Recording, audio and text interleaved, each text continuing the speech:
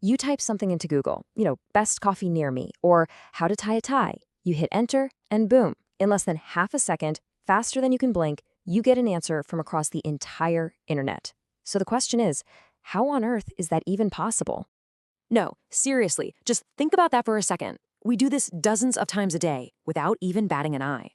But how does a machine sift through the unbelievable chaos of the web to find exactly what you want and do it pretty much instantly?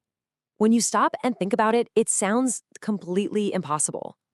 And when I say the entire web, I mean the scale is just mind-boggling. We are talking about an indexed library of well over 8 billion pages. And it's constantly changing. New pages pop up, old ones disappear every single second. And get this, it's not just you searching. Google is handling about 99,000 searches every single second. That's over 8.5 billion searches a day.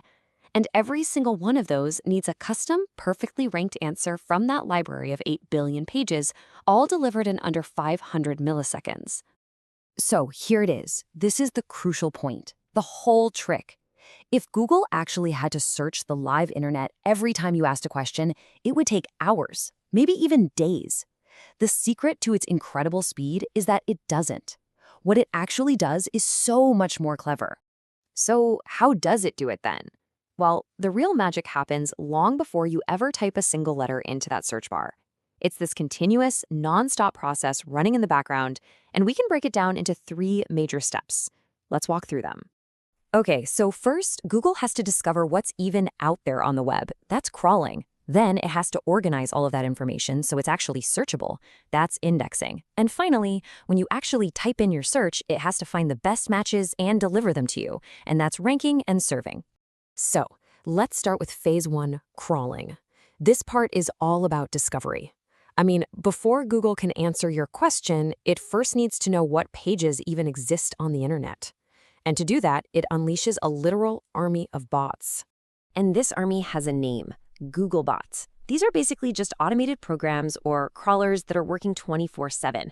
Think of it like this. Imagine someone starting on a Wikipedia page and just methodically clicking every single link they find. And on those new pages, they click every link they find there. And they just do that forever. That's what Googlebot is doing, but across the entire internet all at once. Now, just finding the pages is only the beginning. The real genius, the absolute core of Google's speed, is how it organizes all of this information. This is where we find Google's secret weapon. This right here illustrates a fundamental shift in thinking. The intuitive way to organize all this info would be to list every page and then list all the words found on that page, but that's incredibly slow to search through. So Google, it flips this completely on its head. It starts with the word, and then it lists every single page where that word appears. This incredibly clever method is called an inverted index. Think of it like the index at the back of a gigantic textbook. Instead of reading the whole book to find a term, you just look up the term, and the index tells you exactly which pages to turn to. When you search, Google isn't reading billions of pages. It's doing a near-instant lookup in this massive pre-built index. This is the secret to its speed.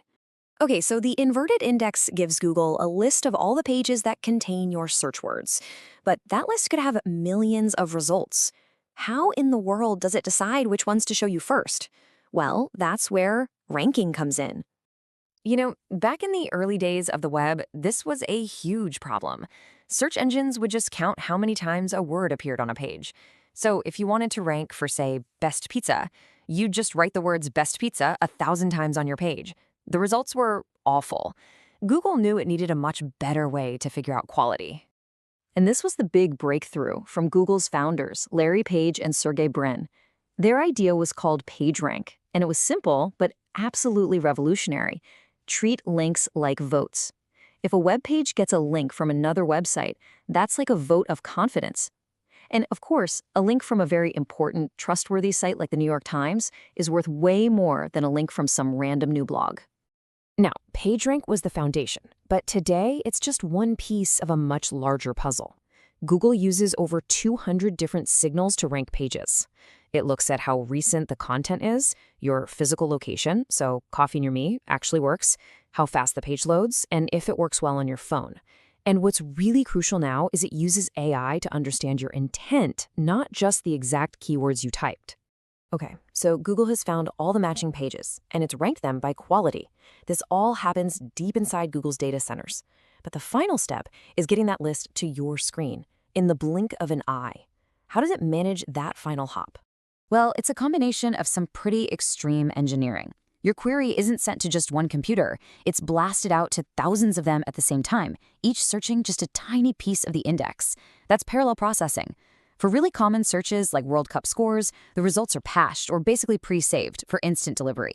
And all of this runs on custom-built hardware optimized for just one thing: pure speed. So let's bring it all home. Let's do a quick recap. First, Googlebots are constantly crawling the web, following links to discover pages. Second, all that content gets organized into a giant inverted index. And finally, when you search, Google finds matches in that index, ranks them using PageRank and hundreds of other signals, and serves you the results in under half a second. It really is one of the greatest engineering feats in human history, just running silently in the background of our lives. So as we wrap this up, I'm curious, which of these core ideas was the bigger light bulb moment for you? Was it the genius data structure of the inverted index that makes searching so fast? Or was it the revolutionary PageRank concept that made searching actually good? It's pretty amazing either way.